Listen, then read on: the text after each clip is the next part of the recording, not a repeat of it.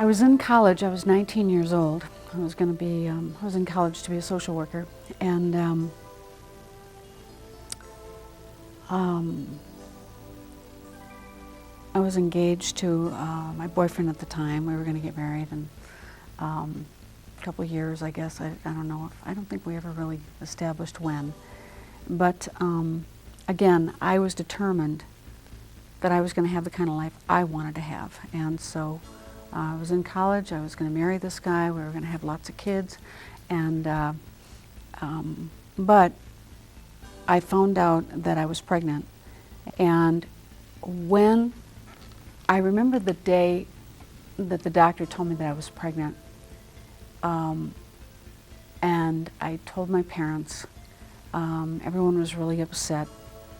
I told my baby's father. He was upset. And it was like I was watching people plan my life. My parents were saying, well, this is what we should do, and this is the best thing. And my baby's father was saying, well, this is what we should do, this is the best thing. But again, that male voice appeared to me, or came to me, and said that I needed to carry the child and place him for adoption. And this was all within that same day of finding out that I was pregnant. And I remember thinking, no, I can't place a child for adoption. Are you crazy?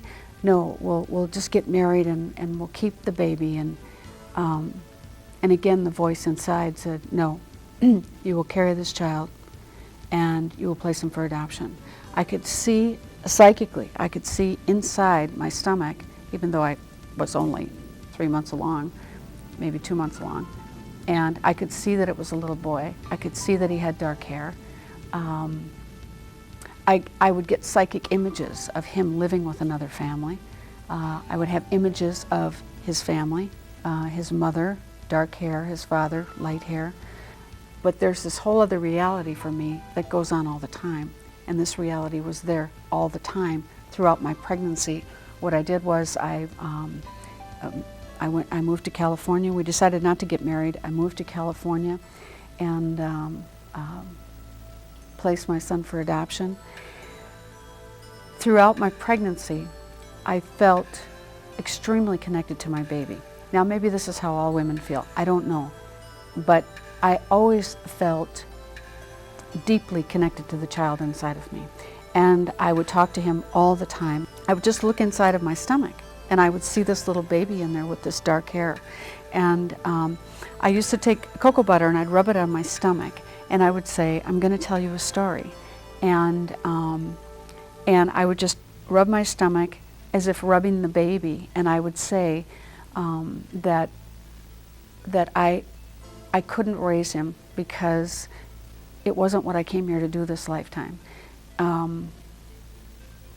That he would have another mom and another dad, but that someday we would come back together again.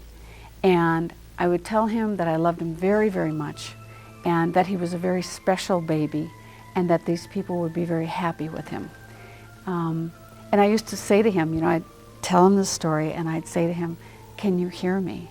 And he'd always, every time I'd say that to him, he would kick out. And, maybe it was just a coincidence, but it always felt like he was acknowledging that, yes, I'm hearing what you're saying to me.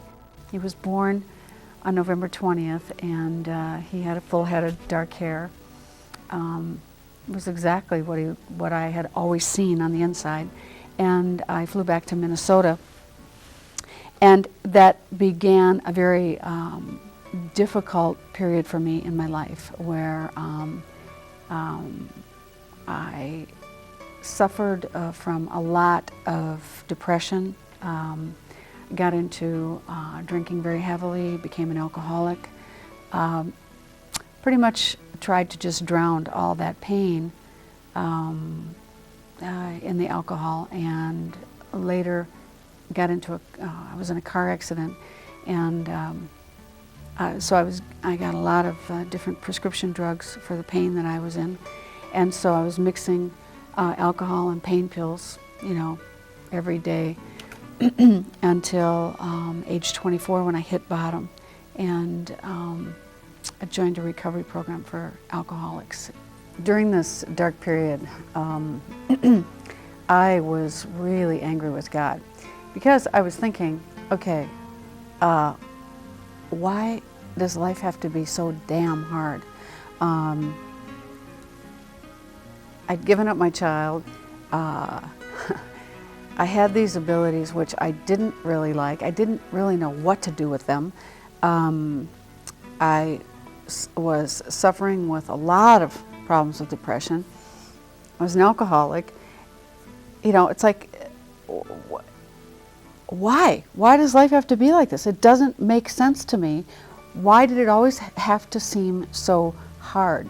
And I was at a point with God where I just wanted to turn my back on Him and everything. I didn't want to have anything to do with anything. My psychic abilities were, I had a very difficult time with them when I was drunk or high on pills, because then it was like, sometimes I couldn't even distinguish between the two different worlds. Which world was I living in? What was my reality? I didn't know. It was a very difficult time. And yet, as hard as it was, and I'd never want to go through it again, today I'm very grateful for that period of time, because I did get on the spiritual path as a result of joining the 12-step group. And then my spirituality, my relationship with God started to develop and just took off. I mean, I just took to it like a duck takes to water. And it's like that was the thing I had been searching for my whole life, was spirituality, a relationship with God. One night, there was a knock at the door, and this friend of mine from this recovery program was standing there, and he had his eyes closed, and he said, "I've had a migraine headache for 3 days." And he said, I asked God to please help me, and a voice said, "Go to Echoes." And he said, "I have no idea why I'm here." And I just stood there looking at him thinking, oh no. And so I said to him, "All right, I'll make you a deal. If you don't tell anybody that I was able to get rid of your headache, then I'll let you come in and I'll work on you and I'll get rid of your headache. If you promise not to tell anybody." And he said, "Yeah, I'll promise anything. I am in so much pain." And I said, "Okay, come on in." So he came in and laid down on my on my couch, and I quick got a hanky and put it on his forehead, and the heat came right away and channeled the energy to him. And I just said, and I was actually getting ready to go out, and I said, "Okay, I've got to get ready to go out." So I said, "You can just lay here for a few minutes." And I went in the bathroom and I was putting on my makeup. And about 10 minutes later, he came in and he knocked on the bathroom door, and he said, "My headache is completely gone." I said, "I know, it works all the time. It's God, okay? Just promise you won't tell anybody." And he said, "Yeah, I promise." And he turned around and walked away. And I remember thinking that night, uh-oh, you know, is this stuff going to start happening again? And it did start happening after that, slowly, you know, one thing at a time, one experience at a time.